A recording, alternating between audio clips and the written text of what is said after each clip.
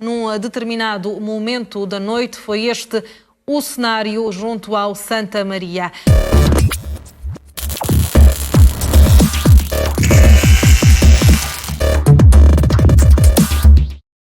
Meus caros, esta visão de dezenas de ambulâncias à porta do Hospital de Santa Maria por tantos dias seguidos não é normal, não pode ser encarado como uma normalidade, não pode ser branqueado, não pode ser desdramatizado. É que parece que já estamos a aceitar isto como fazendo parte do nosso novo normal, do nosso novo dia-a-dia. Começamos a achar normal estarmos metidos em casa, confinados em casa sem poder sair? Já quase consideramos isto como uma normalidade. Começamos a considerar como normal ver um país parado, com as empresas paradas, as lojas comerciais paradas, as escolas sem ninguém, toda a gente em casa. Começamos a ver isto como normal e isto é muito preocupante. Desde que eu me lembro que todos os invernos nos hospitais eles ficam cheios. Há macas nos corredores, na entrada, há gente a protestar, há ambulâncias com doentes à espera para poderem entrar nos hospitais, há os problemas das macas, nada disto é novo. Eu lembro-me disto desde sempre. Então, o que é novo agora? É apenas o procedimento, que agora se tornou muito mais lento do que o normal. Nós estamos num pico da época anual da gripe. Da antiga gripe, lembram-se? Antigamente havia gripe. De repente, administrativamente, essa gripe desapareceu. Não baixou, desapareceu. Há zero gripes, o que não é normal também, e não vejo ninguém questionar isto. Mas quando havia gripes, em dezembro, janeiro, fevereiro, era o pico da gripe, que evolui, como sabemos, para pneumonias, e há as de vários tipos, não vamos entrar por aí.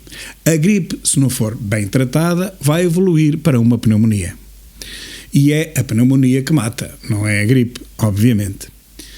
Mas todos nós nos recordamos do superafluxo de doentes que nesta altura do ano vão parar aos hospitais. E embora muitos por outras causas e outras doenças crónicas, cancros, outro tipo de doenças, mas a maioria, todos nós sabemos isto é assim há anos, a maioria é por gripes e por pneumonias. Então, o que é diferente este ano? Porquê estas imagens chocantes de 30 ambulâncias, horas a fio, paradas à porta do Hospital de Santa Maria? A resposta não pode ser mais simples, meus caros. É que estes novos procedimentos anti-Covid inserem um atraso no processo, um retardamento, um tempo extra para lidar com os doentes, exatamente como aconteceu, olha, por exemplo, no Brasil, na primeira vaga que se dizia, os crematórios estão cheios, já não há resposta, já não há maneira. Pois não, porque o procedimento tornou-se tão lento relativamente ao normal que, mesmo que não houvesse um acréscimo de procura para esses serviços, obviamente teria que haver aqui uma acumulação exagerada de pessoas, não é? Ora, no mundo antes da Covid, a pessoa tinha mal-estar, tinha uma gripe, já se conhecia bem, então um adulto sabe o que é uma gripe e o que é que não é, não é? Normalmente um adulto é cometido pelo menos de uma gripe por ano, não é? Pelo menos isso era normal. E nós tratávamos a nossa própria gripe em casa, com as nossas mesinhas, com aqueles medicamentos que íamos à farmácia, o farmacêutico amigo dizia-nos o que é que tínhamos que tomar, não era preciso sequer ir ao médico. E nos casos mais graves, sim. Nos casos mais graves, os mais idosos, aqueles mais debilitados, os que já não têm imunidade nenhuma, bom, aí como poderia desenvolver uma pneumonia, e em alguns casos já teria até evoluído para isso, esses é que precisavam realmente de cuidados hospitalares. Ora bem, mas como é que as coisas eram processadas? Os idosos eram levados de ambulância ou de carro particular para as urgências. É claro que as urgências estavam cheias, apinhadas. Toda a gente sabe que dezembro, janeiro, fevereiro, as urgências estão cheias de pessoas com gripe, mas não havia mais nada do que isto. Portanto, uma pessoa com gripe estava sentada ao lado de uma pessoa com outra doença qualquer. Não passava pela cabeça de ninguém, e nunca isso aconteceu, isolar as pessoas com gripe dos outros. muito menos dividiram o hospital em dois. Um dos lados só para gripes e outro lado só para as outras doenças todas. Isso nunca aconteceu. E todos os anos morreram 3.500 a 7.500 pessoas por doenças derivadas da gripe, as tais pneumonias. Mesmo assim, nunca houve essa preocupação de fazer a separação no hospital em dois hospitais. Ora bem, hoje já nem sequer é isso que se passa. Já não é divisão de um hospital em dois. Já é praticamente o hospital inteiro todo dedicado a esta nova doença, à Covid. Ora vejam. Portanto, os outros doentes que tenham outras doenças, esses estão tramados. Esses é que estão tramados, porque não têm ninguém que os trate. Não tem ninguém. Esse é o verdadeiro problema que estamos a viver. É certo que está a morrer muita gente infectada com a doença. Mas há outro tanto, ou talvez até mais, que estão a morrer e não é com a doença. E desses ninguém quer saber. De vez em quando aparece um indivíduo na televisão a dizer ao médico: "Ei, é preciso ver que os outros também morrem." Sim, mas ninguém se preocupa com isso. A comunicação social não quer saber disso para nada. A não ser quando aparece um investigador a dizer: estão a morrer 95 pessoas a mais por dia. Estão a morrer quase 100 pessoas a mais por dia. Para além do normal, fora o Covid. E nessa altura a comunicação social, naquele dia, vai entrevistar e vai ouvir esse especialista, mas outro dia já ninguém quer saber disso para nada. É certo que estão a morrer 300 pessoas por dia com Covid, e esse é o número normal de mortes diárias em média em Portugal. Portanto, se tivermos uma média, anda por volta dos 370 de tudo. Mas nós estamos no pico. A curva da mortalidade anual é um U, assim, muito aberto, um cálice, numa ponta em janeiro e a outra em dezembro. Janeiro e dezembro são os picos da mortalidade em Portugal. Todos os anos é assim. E depois há um dia aqui no meio, que é o 15 de agosto, que também faz um pico. Também ninguém quer saber porque é que isso acontece. O 15 de agosto é uma coisa inacreditável, porque agosto até está na parte baixa da curva, mas há ali aqueles dias 14, 15, é um disparate e não vejo ninguém preocupado com isso. Ora bem, voltando ao ponto inicial, estas 30, 35 ambulâncias que estão à porta do Hospital Santa Maria não se admitem, meus caros. Não se podem admitir nos tempos que correm. Os procedimentos têm que ser aligerados, têm que ser agilizados, como agora se diz, e não pode um doente demorar horas e horas e horas para ser preparado e as equipas para serem preparadas, etc, etc. Tem que haver aqui uma organização do trabalho. Isto já não é medicina, isto é engenharia, isto é organização do trabalho. É preciso que vá para ali um gestor que faça ali, invente ali um sistema, todo um sistema para distribuir estes doentes por vários canais e para os fazer entrar rapidamente dentro do hospital. Porque não se admite que uma corporação tenha 6 ou 7 ambulâncias, e às vezes são as únicas ambulâncias disponíveis daquela corporação, com 6 ou 7 motoristas e mais pessoal auxiliar. Quer dizer, se mais alguém naquela terra precisar de apoio, precisar de socorro, não tem. As ambulâncias estão ali todas. Não, isto não é possível. Estão ali as ambulâncias todas na fila. Enquanto estão ali não podem fazer mais nada, não podem socorrer ninguém. Quer dizer, isto é absurdo. Isto não pode ser. Uma espera de meia hora, tudo o que seja mais de uma hora, é absurdo. Então, algum gestor teria que inventar um sistema de fluxo para que isto seja feito de outra maneira, porque senão parece, e se calhar é, que estamos a viver num país do terceiro mundo, onde as coisas são feitas sempre da mesma maneira e onde, perante um fluxo desmesurado como este, não há ninguém que consiga resolver o problema, que consiga diminuir esse problema, que consiga aliviar este caos, porque isto não é outra coisa senão um caos. E já não vou entrar nas críticas que faz a bastonária dos enfermeiros à Ministra da Saúde, já não vou entrar nas críticas que faz o Presidente do Sindicato de Médicos Independentes ou à Ministra da Saúde, já não vou entrar em nada disso neste vídeo. Apenas alertar para o seguinte: não é possível que não se descubra, que não se invente, implemente um sistema de escoamento dos doentes de forma a que isto não dê a volta ao mundo, porque isto está a dar a volta ao mundo, isto é uma vergonha. Portugal, enquanto país europeu, fica pessimamente na fotografia. Nós já sabemos que estamos a décadas de distância dos nossos colegas europeus, até dos espanhóis, mas que raio, não é preciso provarmos isso todos os dias.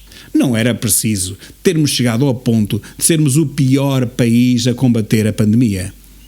Um país que tem o maior número de mortos e o maior número de infectados por milhão de habitantes. Como é que isto nos aconteceu? Isto não pode ser. Isto não é coincidência. Alguma coisa correu mal. Nós tivemos meses a criticar os italianos, a criticar os espanhóis, a seguir o que eles faziam, que estava mal feito. Afinal, nós, com a experiência toda deles, fizemos pior. Agora perguntem-me, o resto da nossa vida vamos passá-la toda em casa para que esta infecção baixe? Isso também não é solução, meus caros. Mas isso deixo para os cientistas, que em Portugal não há nenhum. Todos os especialistas que são entrevistados às televisões, digo e repito, nenhum deles trabalha na linha da frente com o vírus. Nenhum deles trabalha em nenhum laboratório, nem a fabricar nenhuma vacina, nem nada disso. Portanto, eles no fundo o que sabem é tanto como nós, é rigorosamente bola a mais do que nós sabemos. A gente sabe que a comunicação social vem dizendo que vai ouvindo lá fora aos verdadeiros especialistas, há aqueles que trabalham com o vírus mesmo, não é? Na América, na Inglaterra, no Canadá, na Bélgica, na Alemanha, em todo lado. Mas em Portugal não há ninguém, não há nenhum laboratório que estude o vírus. Portanto, muito me admiro que todos os dias haja um especialista que seja entrevistado nas televisões. E então temos um, que é o meu preferido, Pedro Simas, tanto diz uma coisa como o seu oposto e na mesma entrevista. É inacreditável, eu adoro um abraço ao Pedro Simas, porque realmente, diga-lhe o que disser, nós ficamos sempre a saber o mesmo. Mas voltando novamente ao inicial, não se permite que estas ambulâncias estejam à porta do hospital todos os dias. Desculpem, isto não é uma coisa dos nossos tempos. Isto é uma coisa da Idade Média, mas não uma coisa do século XXI. Isto não pode ser. Alguém tem que tomar conta disto. Temos um governo com 70 e tal membros, Temos uma ministra da Saúde que passou meses a fazer conferências de imprensa diárias a falar em números e se calhar devia estar a programar a segunda vaga, a terceira vaga, já que a estavam a anunciar, não é? Já naquela altura anunciavam, mas não. Ela preocupou-se apenas em vir para a televisão todos os dias, fazer figura, fazer boneco, tratar da sua carreira política, provavelmente, não faço ideia, mas que não tratou do que era importante, isso ela não tratou. Estão todos os médicos a dizê-lo, e eu, que não sou médico, também digo, porque vejo os números, vejo os resultados. Os resultados são a prova real de que ela não fez o seu trabalho. Tal como são a prova real de que o Primeiro-Ministro também não fez o seu trabalho. Não admitiu quando devia ter demitido. E ainda hoje não admitiu. E hoje somos o pior país de todos em termos da pandemia. Para isso, para chegarmos a este ponto, não era preciso termos uma ministra a fazer conferências de imprensa todos os dias. Não era preciso isto. Andar preocupada com os números, se baixou um aqui, se aumentou um além. A ministra da Saúde não é uma burocrata para isso. Põe lá um indivíduo qualquer, põe lá um contabilista, põe lá um guarda-livros, um manga de alpaca, põe lá um escriturário, não é? A ministra não é para isso. A ministra é para coordenar e desenvolver políticas para evitar o que não evitou. E para que não acontecesse o que acabou por acontecer. Portanto, a ministra já é tarde que vá para a rua. E eu digo mesmo, não é que mudasse muito agora, mas de qualquer maneira seria um sinal. O governo tem que dar um sinal. Costa tinha que explicar às pessoas que se enganou com aquela ministra. Mas ele nunca o fará, porque ele mantém toda a gente no sítio, todos os medíocres no governo, desde o Cabrita, ao Pedro Nuno Santos, ao da Barbicha, o Verde, e esta ministra acima de tudo. Ele não tem hipótese de pôr ninguém na rua, porque ele sabe que o seu próprio lugar político dependia disto. Se ele puser gente a andar, aquele baralho de cartas cai tudo. E ele não pode permitir que isto aconteça. O governo acabaria por cair, e ele sabe que não pode cair por dois motivos. Primeiro, tem que aguentar até ao fim da presidência da União Europeia, que termina agora já em junho, e depois também tem que aguentar-se à espera de receber a bazuca. A bazuca também começa a vir em junho, e portanto ele não pode ir-se embora agora que vêm aí os milhares de milhões todos da Europa. Portanto, ele tem que estar cá na hora da distribuição. Ele tem aqui os seus bois já todos colocados no terreno, na hora para a distribuição, tudo ali sossegadinho. Ele não pode ir embora, porque depois quem ia distribuir era outro, não era ele. Não. Há duas coisas que são fatais como o destino e são sagradas e vão acontecer, meus caros. Primeiro, ele não vai pôr nenhum ministro na rua, por pior figura que faça, como fez lá outro urbano lá com os incêndios. Isso não vai acontecer mais. Porque a seguir iria ele, e ele não pode ir. Portanto, estes ministros, estes cabritas, aquela coisa do cabrita, esta ministra, a nossa avózinha Graça, bem, essa pode ir embora porque é um lugar cá de baixo. Agora, a ministra não vai. Temos que aguentar o amigo Costa até ele querer, até ele cair de maduro. Isso só vai acontecer depois de ele ter distribuído a bazuca por todos sus muchachos. A bazuca que venha o mais depressa possível então, porque quanto mais depressa ela vier, quanto mais depressa ele distribuir a bazuca, mais depressa ele se vai embora ter com o amigo Guterres, ou com o amigo Durão Barroso, ou com aqueles amigos todos que ele tem lá na Europa. Vai Costa, que já vai tarde, muito tarde. Os bombeiros só entram nesta próxima fase. O processo de vacinação prioritário que decorreu e que começou já há algumas semanas não contemplava estes profissionais.